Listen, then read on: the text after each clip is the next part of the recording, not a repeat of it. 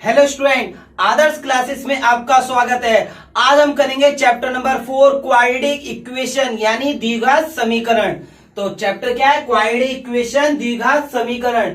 तो देखो, कोई भी इक्वेशन जो इस फॉर्म में होगी ax² plus bx plus c, जो इक्वेशन इस फॉर्म में होगी उसे कहते हैं क्वाड्रेटिक इक्वेशन। कोई भी ऐसी इक्वेशन जो ax² bx प्लस c की फॉर्म में हो उसे क्या कहेंगे? Quadratic equation. ठीक है, अब देखते हैं। जैसे अगर मैं कह दूं x² 5x प्लस 6, क्या ये क्वाड्रेटिक इक्वेशन है? Yes, it is a quadratic equation, क्योंकि हाईएस्ट पावर क्या होगी? 2 होगी। जिसकी भी हाईएस्ट पावर 2 हो वो क्या होगा? क्वाड्रेटिक इक्वेशन होगा। ठीक, अगर मैं कह दूं 5x² 4x² 5x प्लस 7, क्या ये क्वाड्रेटिक इक्वेशन है? Yes, it is a quadratic equation, क्योंकि हाईएस्ट पावर क्या है? 2 है। अगर मैं कह दूं यहां पर x² प्लस 7, क्या ये क्वाड्रेटिक इक्वेशन है? हाँ जी, हाईएस्ट पावर इसकी कितनी है? 2 है। सबसे बड़ी वाली पावर 2 है। x वाली पावर देखनी है, यानी जो भी हमारा वेरिएबल होता है उसकी पावर देखनी है। ठीक है, और इक्वेशन हमेशा एक वेरिएबल में होगा, या तो x में, y में, यानी एक ही वेरिएबल होगा। हाईएस्ट पावर कितनी है? यहाँ पर 2 है, क्योंकि 7 पे तो है नहीं, 7 के साथ x नहीं है, x की पावर 2 है, तो ये क्या है? क्वाड्रेटिक इक्वेशन है। तो क्या लिखे? It is a quadratic equation. समझ में आ रहा है कंसेप्ट? अगर कोई इक्वेशन आ जाए 7x प्लस 5, क्या ये क्वाड्रेटिक इक्वेशन है? नहीं, ये क्वाड्रेटिक इक्वेशन नहीं है, क्योंकि x की पावर कुछ नहीं है तो 1 है, और हाईएस्ट पावर कितनी होनी चाहिए? 2, तो ये क्वाड्रेटिक इक्वेशन नहीं है। अब अगर मैं पूछूं ये क्वाड्रेटिक इक्वेशन है क्या? देखो, कुछ बच्चे क्या करते हैं, देखेंगे x की power 2, O yes, it is a quadratic equation. ऐसा नहीं करना जल्दीबाजी में। हाईएस्ट पावर देखते हैं और हाईएस्ट पावर 3 है, तो हमें x² से मतलब नहीं है, हमें मतलब है सबसे बड़ी पावर। जो भी सबसे बड़ी पावर है वही क्वाड्रेटिक। अगर सबसे बड़ी पावर 2 है तो क्वाड्रेटिक इक्वेशन है, वरना वो क्वाड्रेटिक इक्वेशन नहीं है। तो ये क्या है कि ये क्वाड्रेटिक इक्वेशन नहीं है, क्योंकि सबसे बड़ी पावर क्या है? यहाँ पर 2 नहीं है, 3 है। आई बात समझ में? अगर मैं कह दूं ऐसी कोई भी चीज ले लिया, 5x³ plus 7x² 9x plus 8, तो ये भी क्वाड्रेटिक इक्वेशन नहीं है, क्योंकि सबसे बड़ी पावर 3 है।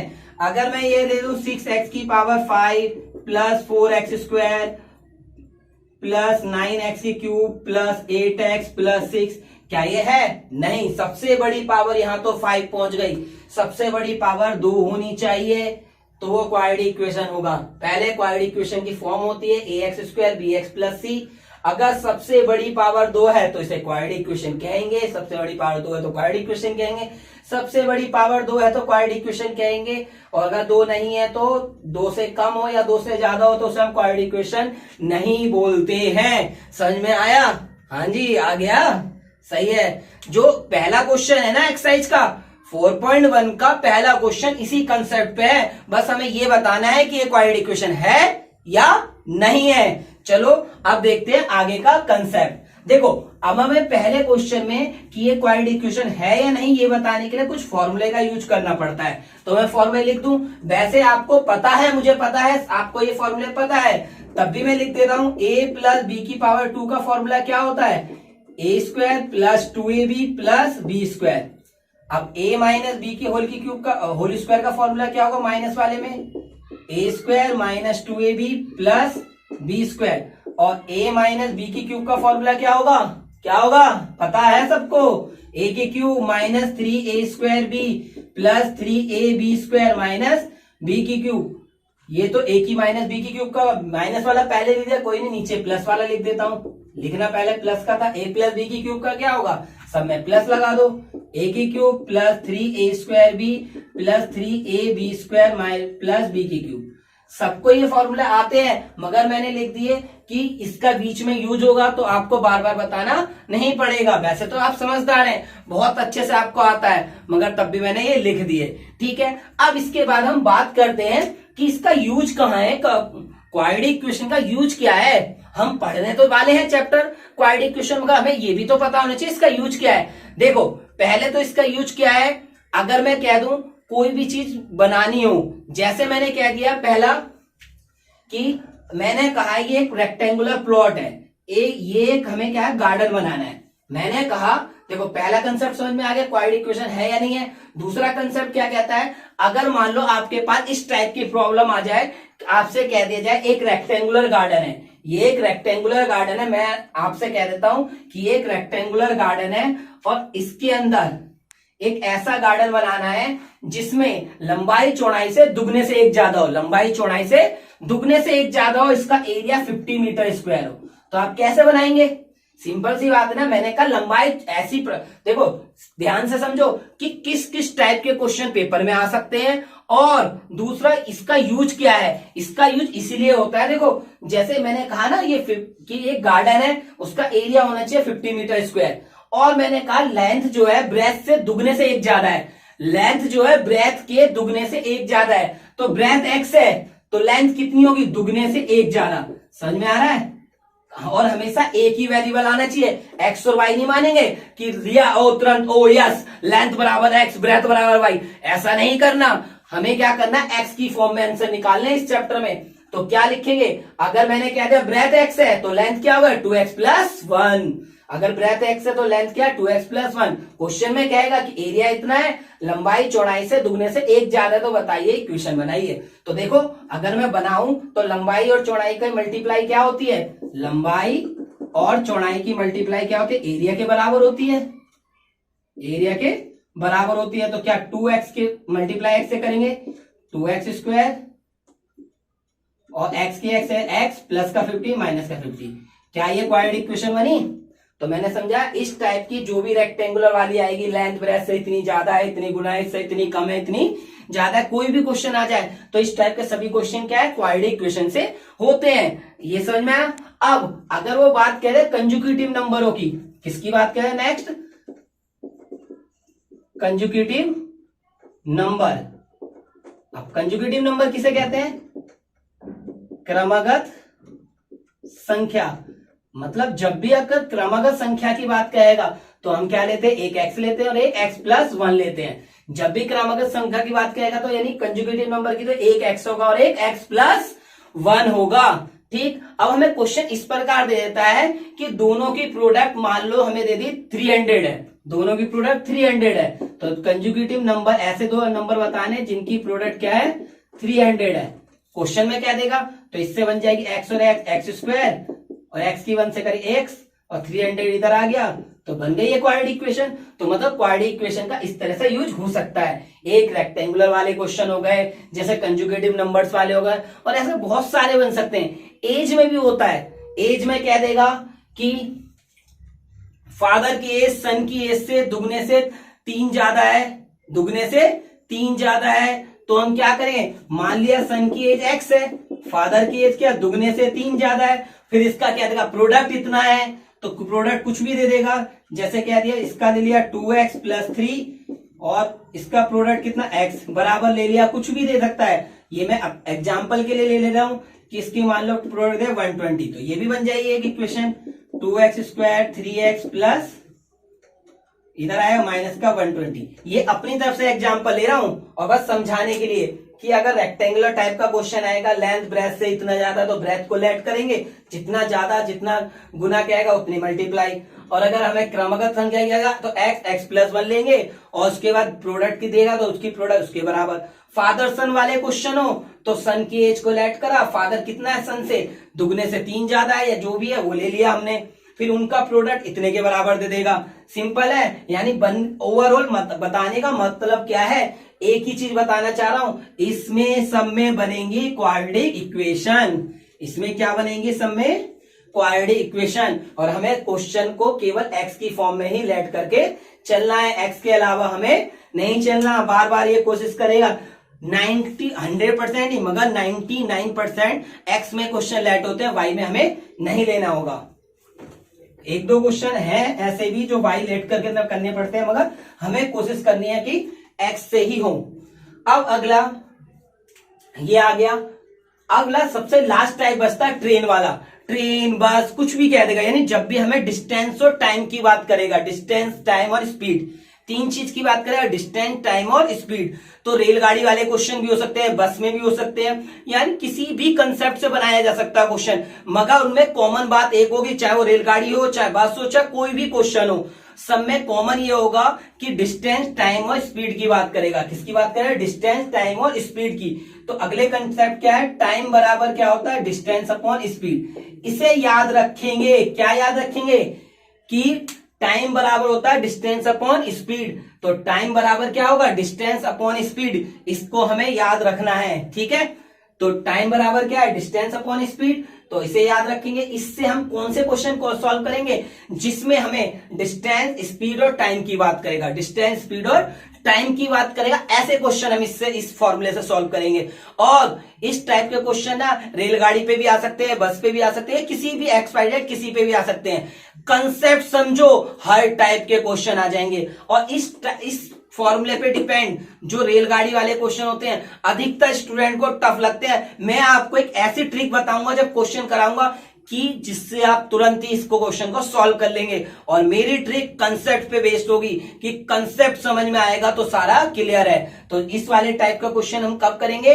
करेंगे जाके एक्सरसाइज में। तो चलते हैं अपनी एक्सरसाइज की और चैप्टर करते हैं अपना स्टार्ट।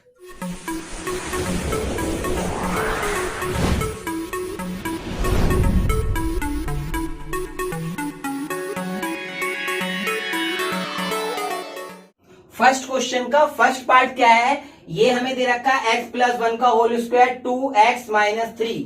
बताना है ये क्वाड्रेटिक इक्वेशन है या नहीं है। तो इसे पहले सिंप्लीफाई करेंगे। तो क्वाड्रेटिक इक्वेशन का कैसे पता चलेगा? सबसे पहले हम क्या है, यहां फॉर्मूला बनना है। क्या है? a प्लस बी का होल स्क्वायर का फॉर्मूला। a प्लस बी के होल स्क्वायर का फॉर्मूला बनना है। तो क्या होगा? a square plus b square plus 2ab। ये हमारा फॉर्मूला बन गया। तो अब इस फॉर्मूले को अप्लाई कर देना है किसपे? इस वाली टर्म पे। तो ये होगा x square plus b a square plus b square plus 2ab।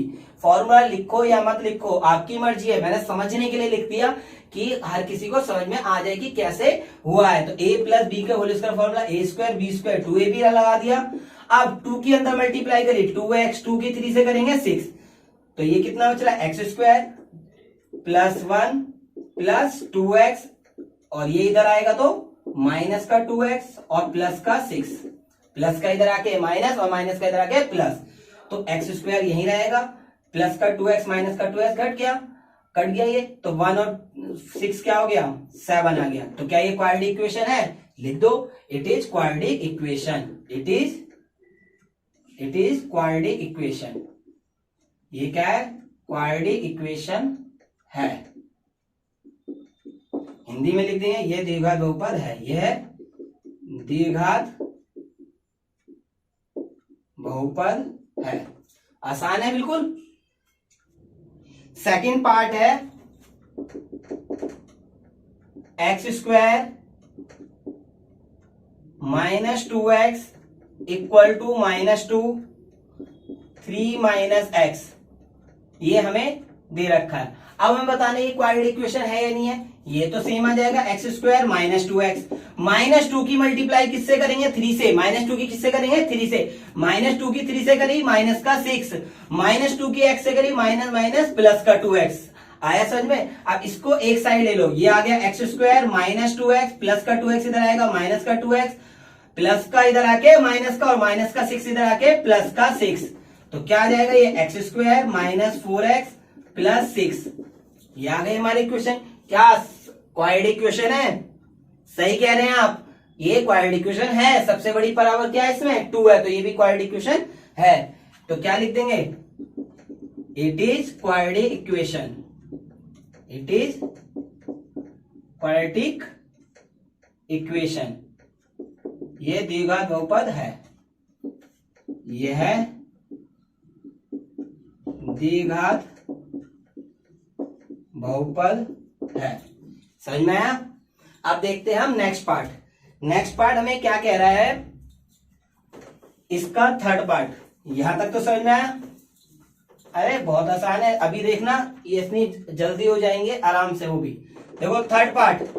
Third part में कहा है हमसे x minus 2 x plus 1, x minus 2 x plus 1 equal है किसके? x माइनस 1 और x प्लस 3 के। ये हमें दे रखा है।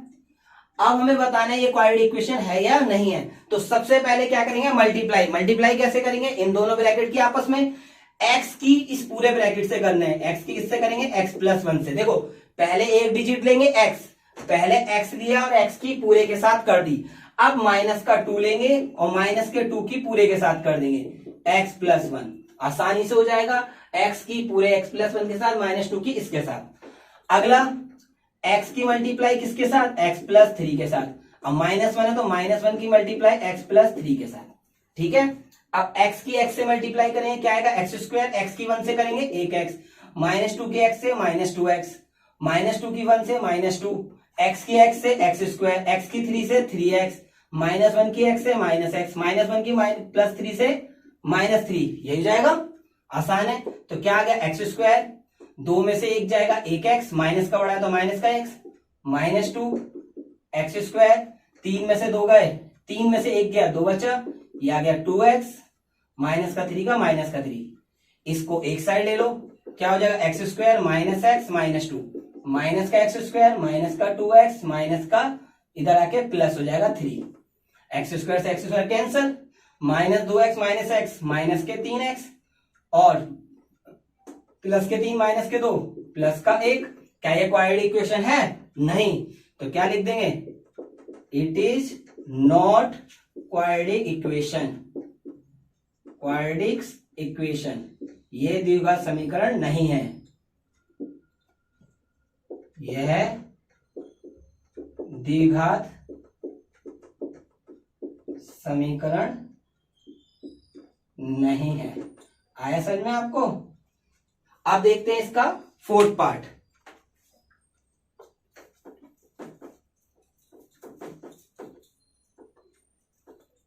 फोर्थ पार्ट में क्या कहा है, वो भी बिल्कुल सेम है। फोर्थ पार्ट में कहा है x minus 3 2x plus 1 equal to x plus 5। इसे सिंप्लीफाई करना है, तो देखो कैसे करेंगे, x की मल्टीप्लाई पूरे के साथ 2x प्लस 1 के साथ, माइनस 3 की मल्टीप्लाई पूरे के साथ 2x प्लस 1 के साथ, x की x से एक्स स्क्वायर, x की 5 से 5x, ये समझ में आया। अब इसके बाद 2x की x से करेंगे 2x स्क्वायर, x की 1 से करेंगे 1x, ये हो गया। अब यहां पर माइनस 3 की 2 से करेंगे तो 3 2 जा 6, कितना हो जाएगा, 3 2 जा 6x, अब माइनस 3 की 1 के साथ माइनस 3, ये समझ में आया। अब ये क्या, एक्स स्क्वायर प्लस 5x, कितना हो जाएगा, 2x स्क्वायर, 6 में से एक जाएगा माइनस के 5, माइनस का बड़ा है, अब प्लस का एक्स स्क्वायर इधर आके माइनस का एक्स, प्लस का इधर आके माइनस, तो एक्स स्क्वायर से एक्स स्क्वायर कटेगा नहीं, घटेगा, क्योंकि बड़ी टर्म में से, तो कितना हो जाएगा हमारा, 2x स्क्वायर में से एक एक्स स्क्वायर गया तो बचा x square, minus 5x minus के 10x और माइनस 3 का माइनस 3। तो क्या ये द्विघात समीकरण है, yes, it is a quadratic equation, it is quadratic equation, यह द्विघात समीकरण है, यह द्विघात समीकरण है। समझ में आया। फिफ्थ पार्ट देखते हैं, फिफ्थ पार्ट में क्या कहा है हमसे। फिफ्थ है हमारा 2x minus 1 x minus 3 equal to x plus 5 x minus 1। अब हमें इसकी मल्टीप्लाई करनी है, तो कैसे मल्टीप्लाई करेंगे, 2x की मल्टीप्लाई कर देंगे x माइनस 3 से, 2x की किससे करें, x माइनस 3 से, माइनस 1 की भी किससे करेंगे, x माइनस 3 से, x की मल्टीप्लाई कर दी x माइनस 1 से, प्लस 5 की मल्टीप्लाई कर दी x माइनस 1 से। देखो 2x की मल्टीप्लाई कर दी x माइनस 3 से और माइनस 1 की मल्टीप्लाई कर दी x माइनस 3 से, x की मल्टीप्लाई x माइनस 1 से, 5 की मल्टीप्लाई x माइनस 1 से। तो क्या होगा, देखो 2x की x से मल्टीप्लाई करें 2x स्क्वायर, 2x की 3 से 6x, 3 2 जा 6, माइनस 1 की x से करें माइनस x, माइनस 1 की माइनस 3 से प्लस का 3 हो गया। अब इसके बाद x की x से करेंगे x स्क्वायर, x की माइनस 1 से माइनस x, 5 की x से कर देंगे क्या हो जाएगा 5x और 5 की माइनस 1 से माइनस का 5। ये समझ में आया। अब क्या हो जाएगा, ये 2x स्क्वायर, 6 और 1 7, दोनों माइनस के तो माइनस माइनस प्लस, माइनस के 7x, ये आ गया 3। अब क्या होगा, एक्स स्क्वायर 5 और माइनस का 1x, तो प्लस के 4x और -5 का -5, इसे इधर ले आएंगे तो क्या आएगा 2x square minus 7x plus 3 minus x square minus का x स्क्वायर इधर प्लस का इधर आके माइनस का प्लस का 4x इधर आके माइनस का 4x माइनस का 5 इधर आएगा प्लस का 5। अब क्या होगा 2x स्क्वायर में से 1x स्क्वायर गया तो बच्चा क्या 1x स्क्वायर, 7x और 4x कितना होगा 7 और 4 माइनस का 11x। देखो 2x स्क्वायर में से 1x स्क्वायर है तो 1x स्क्वायर बचा, 7x और माइनस 4x माइनस के 11x। अब 3 और 4 कितना हो गया 8। क्या ये क्वाड्रेटिक इक्वेशन है? Yes, it is quadratic equation. ये द्विघात समीकरण है, यह द्विघात समीकरण है। आया समझ में? अगला पार्ट देख लेते हैं इसका। 6 पार्ट क्या कहता है, x square plus 3x plus 1 equal to x minus 2 का स्क्वायर। फॉर्मूला लिखो मत लिखो जरूरी नहीं है, अगर आप डायरेक्ट कर सकते हो डायरेक्ट कर दो, मैं सबको समझ में आ जाए इसलिए लिख रहा हूं। a माइनस बी का whole square formula a square minus 2ab plus b square, ये फॉर्मूला है। तो यहां पर x square plus 3x plus 1 आ गया, यहाँ a प्लस बी का whole square formula a square minus का 2ab plus b square, formula apply हो गया। क्या हो गया a माइनस बी के whole square formula a square minus 2ab plus b square, तो ये आ गया x square plus 3x plus 1, यहाँ एक्स स्क्वायर 2 2 जा 4x और प्लस 2 का स्क्वायर 4, ये इधर आ जाएगा x square plus 3x plus 1 same है, प्लस का इधर आएगा माइनस का और माइनस का इधर आएगा प्लस का और प्लस का 4 इधर आएगा माइनस का, एक्स स्क्वायर से एक्स स्क्वायर कट गया, 3x और 4x 7x माइनस का 4 प्लस का 1 माइनस के 3। क्या ये क्वाड्रेटिक इक्वेशन है? तुरंत ही बता रहे हैं अब तो सब है।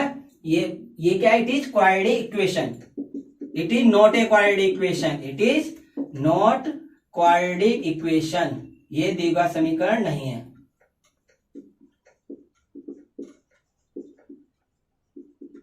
ये द्विघात समीकरण नहीं है, यह द्विघात समीकरण नहीं है। नेक्स्ट क्वेश्चन है इसका 7th पार्ट,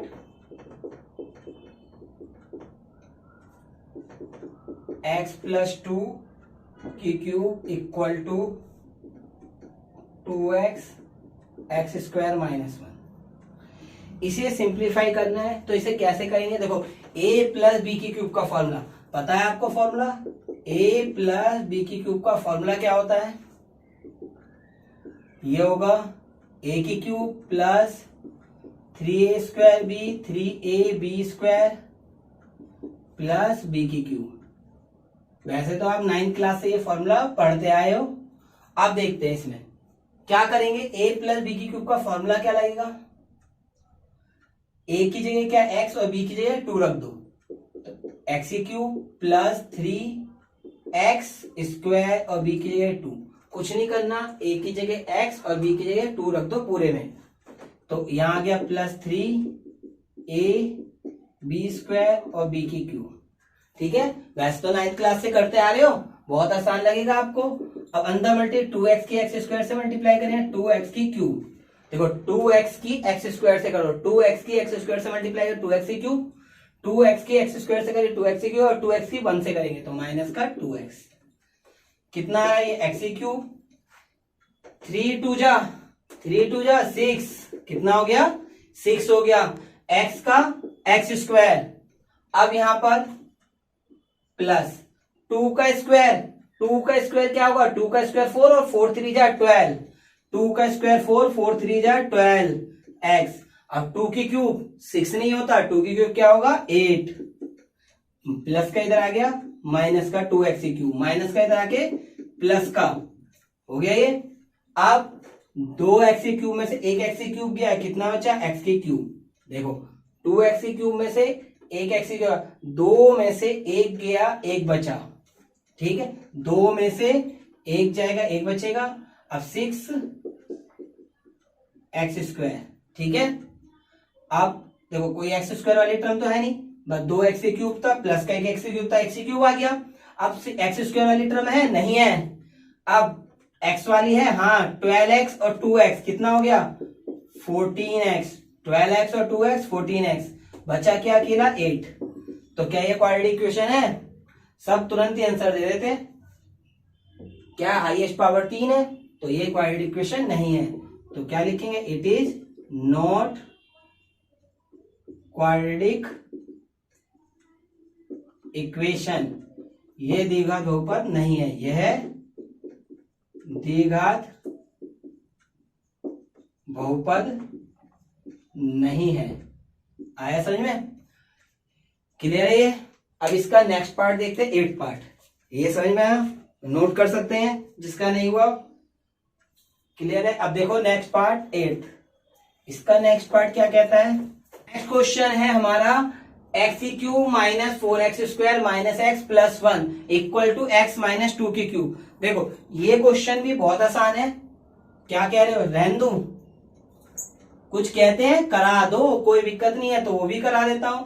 देखो a माइनस बी की क्यूब का फॉर्मूला लगाना है, ठीक। अब क्या होगा?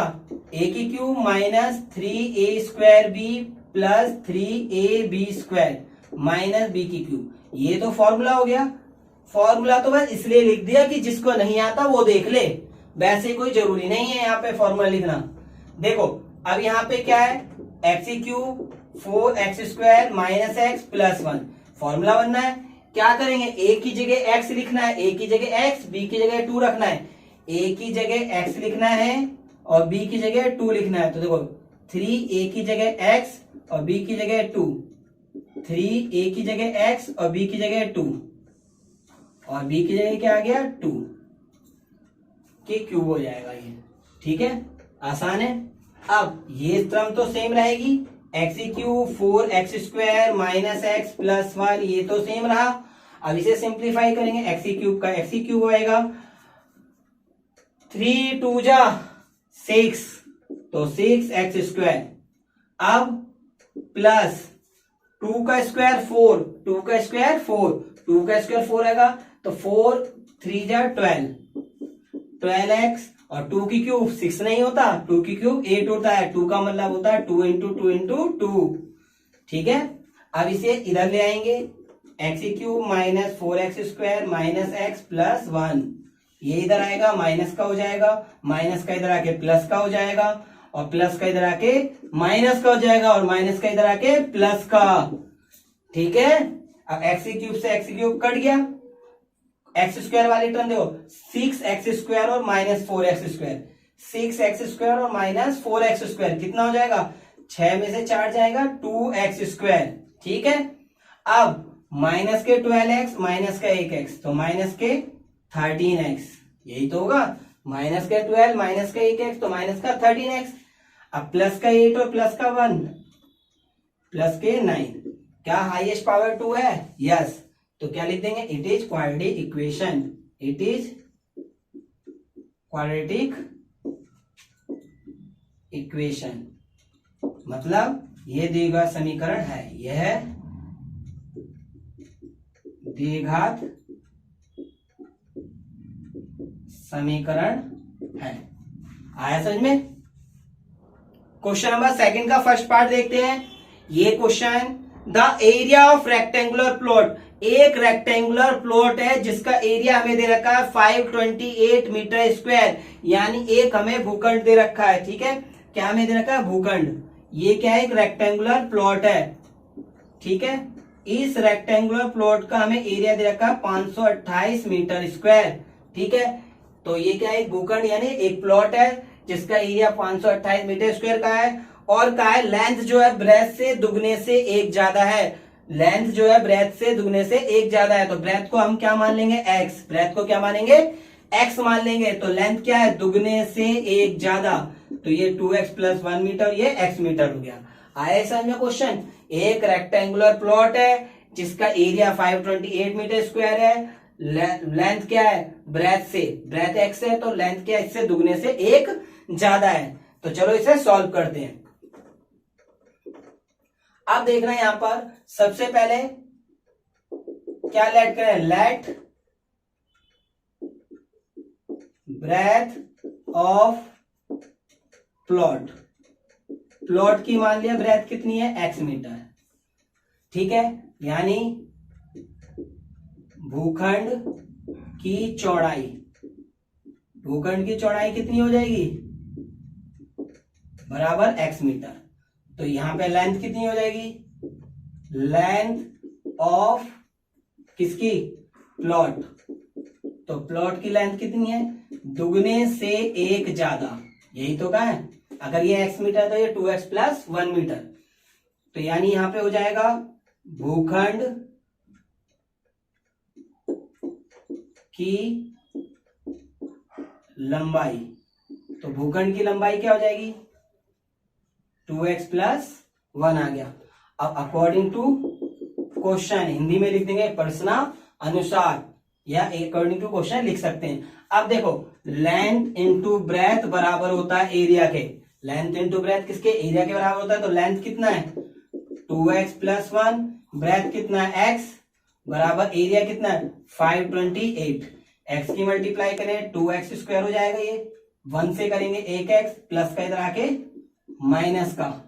तो ये हमारी इक्वेशन हो गई, हमें केवल इक्वेशन बना के ही छोड़ देना है। क्वेश्चन है हमारा the product of two consecutive positive integer, दो कंजुकेटिव पॉजिटिव इंटीजर का प्रोडक्ट 306 है। दो कंजुकेटिव पॉजिटिव इंटीजर का प्रोडक्ट क्या है, 306 है। हमें फाइंड करना है इंटीजर्स की, वो इंटीजर्स क्या है, ठीक है। अब देखो इसे क्या करेंगे, दूसरे का सेकंड पार्ट। तो सबसे पहले लेट करेंगे, let two consecutive integers, two consecutive positive integers, consecutive positive integer are x and x plus 1।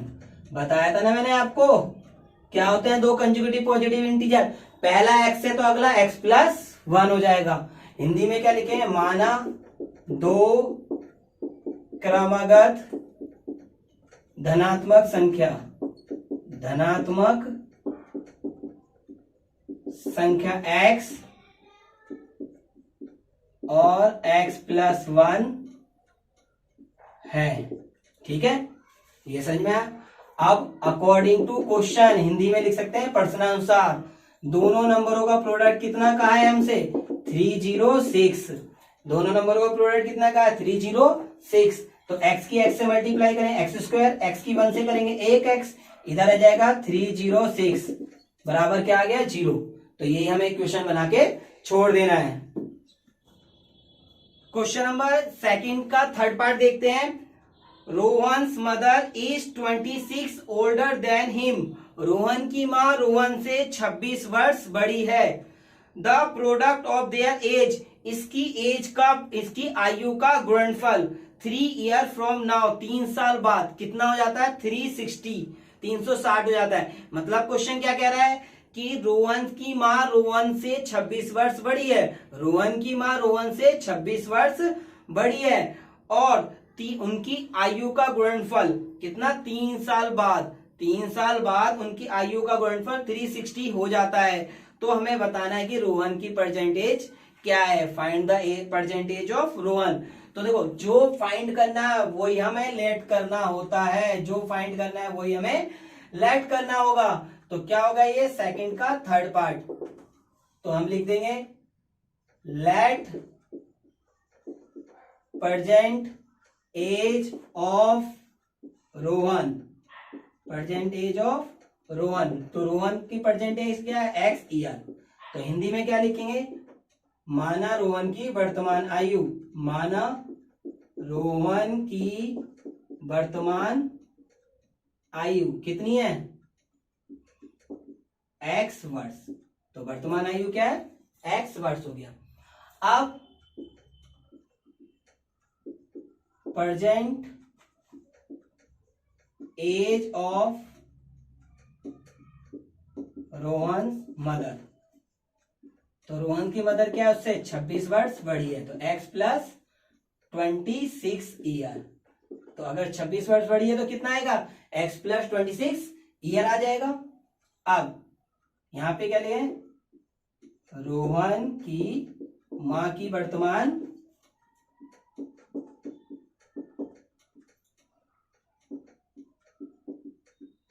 कितनी हो गई, x प्लस 26।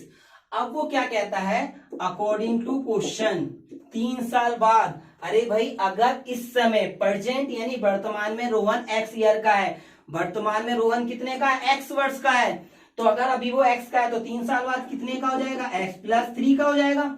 अभी वो कह रहा है कि वो कितने का है, अभी वो x का है, अभी वो x का है, तो 3 साल बाद कितने का हो जाएगा, x प्लस 3 का। सिंपल सी बात है ना, x प्लस 3 का ही तो होगा। अब अगर अभी वो x प्लस 26 का है, कितना है, माँ कितने की है, x प्लस 26। अगर रोहन की माँ की वर्तमान आयु कितनी है, x प्लस 26 है ना, तो 3 वर्ष बाद कितनी हो जाएगी, 3 जोड़ दो, ठीक है। तो इसका प्रोडक्ट कितना है, इन दोनों का प्रोडक्ट हमें गिवन है 360, ठीक है। इनका प्रोडक्ट कितना आ गया हमारा, 360 हो गया। अब क्या करेंगे, x प्लस 3 की मल्टीप्लाई कर देंगे किसके साथ, x प्लस 3 की मल्टीप्लाई है x प्लस 29, ये हो जाएगा, और ये क्या है 360। अब इनकी प्रोडक्ट कर दो, प्रोडक्ट करना कितना आसान, वही बता रखा है, x की मल्टीप्लाई करेंगे किससे, x प्लस 29 के साथ। अब 3 की मल्टीप्लाई कर देंगे किसके साथ, x प्लस 29 से, यहां 360 का 360 आ गया, सिंपल है। x की x से मल्टीप्लाई कर दो, क्या हो जाएगा, x स्क्वायर, x की 29 से कर दो, कितना आ जाएगा 29x, 3 की x से कर दो तो क्या हो जाएगा 3x, आ रहा है ना। अब 3 की 29 से कर दो, कितना होता है, 3 की 29 से करें तो 87। अब क्या 360 इधर आके, प्लस का 360 इधर आके माइनस का 360 बराबर क्या हो जाए 0, तो x स्क्वायर कितना हो जाएगा, ये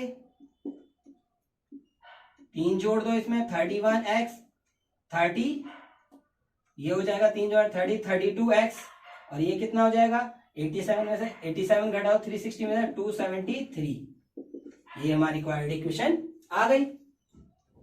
नेक्स्ट क्वेश्चन देखते हैं, यह है क्वेश्चन दासू, जो निकालता है आंसू, मगर ये आपके आंसू नहीं निकालने वाला, क्योंकि जो थोड़ा सा कठिन क्वेश्चन होता है वही तो मजा आता है। क्या कह रहे हो, खतरों के खिलाड़ी हैं, अरे भाई हम लोग क्या है, खतरों के खिलाड़ी हैं, जो थोड़ा सा कठिन होता है उसी में तो मजा आता है ना। मैं आपको इसमें ऐसी ट्रिक बताऊंगा, आप 2 मिनट में तुरंत ही आंसर निकाल दिया करेंगे। देखते हैं ये question, A train travel a distance 480 kilometre, एक ट्रेन जो है 480 किलोमीटर डिस्टेंस ट्रेवल कर रहा है यूनिफॉर्म स्पीड से, किसी सामान्य स्पीड से वो 480 किलोमीटर दूरी तय कर रहा है। एक बार पहले आराम से क्वेश्चन पढ़ लो और फिर देखते हैं कैसे ट्रिक से करते हैं। A train travel a distance of 480 kilometre uniform speed, the speed had been 8 kilometre per hour less, अगर उसकी स्पीड क्या 8 किलोमीटर पर आवर उसकी कम कर दी जाए, उसकी स्पीड क्या कर दी जाए 8 किलोमीटर पर आवर कम कर दिया है, then will be taking 3 hour more, उसे 3 घंटे ज्यादा समय लग रहा है। अरे भाई नॉर्मल सी बात है, स्पीड कम हो जाएगी तो टाइम क्या लगेगा ज्यादा, और उसे कितना समय ज्यादा लग रहा है 3 घंटे। तो बताना है find the speed of train, तो बताइए ट्रेन की स्पीड क्या होगी। देखो सबसे पहले इस टाइप के क्वेश्चन करना है ना, तो आप क्या करें, अपनी बुक में क्वेश्चन पेपर है किसी में भी जो भी आप सॉल्व कर रहे हो क्वेश्चन, उसमें हमें देखना चाहिए जो भी मेन पॉइंट है उसे अंडरलाइन कर लो तुरंत, एक बार पढ़ो और उसके बाद अंडरलाइन कर दो। जैसे ए ट्रेन ट्रेवल डिस्टेंस 480 किलोमीटर, तो हमारा मेन पॉइंट क्या है डिस्टेंस 480 किलोमीटर, कितना डिस्टेंस ट्रेवल कर रही है 480 किलोमीटर, मेन पॉइंट को अंडरलाइन कर दो, बाकी तो देखना ही नहीं है, जो इंपॉर्टेंट उसे देखो। ठीक, एक बार पूरा पढ़ो और फिर इंपॉर्टेंट को मार्क कर लो कि एक ट्रेन 480 किलोमीटर दूरी तय कर रही है, speed had been 8 kilometre less, speed क्या हो रही है कम हो रही है, कितनी कम हो रही है 8 किलोमीटर पर आवर स्पीड कम हो रही है। तो हम क्या देखेंगे यहाँ पे कितनी स्पीड कम हो रही है 8 किलोमीटर पर आवर उसकी स्पीड में कमी आ रही है।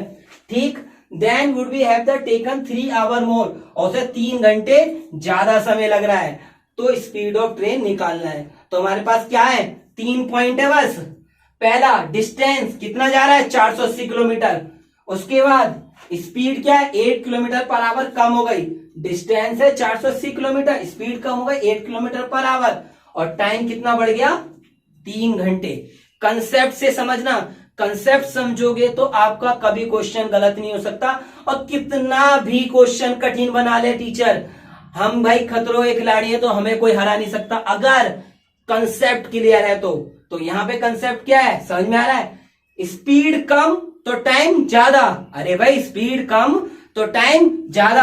अब सिंपल सी बात है, तो आप ट्यूशन से घर जा रहे हैं, नॉर्मली जा रहे हैं तो कम टाइम लग रहा है, ज्यादा टाइम लग रहा है, अगर आप बाइक पे जा रहे हैं तो क्या होगा टाइम कम लगेगा, क्योंकि देखो वैसे ज्यादा टाइम लगेगा, घर से आप ट्यूशन से घर जा रहे हैं पैदल तो आपको ज्यादा समय लगेगा, और अगर बाइक से जा रहे हैं तो कम समय, यानी स्पीड ज्यादा तो टाइम कम, और स्पीड कम तो टाइम ज्यादा।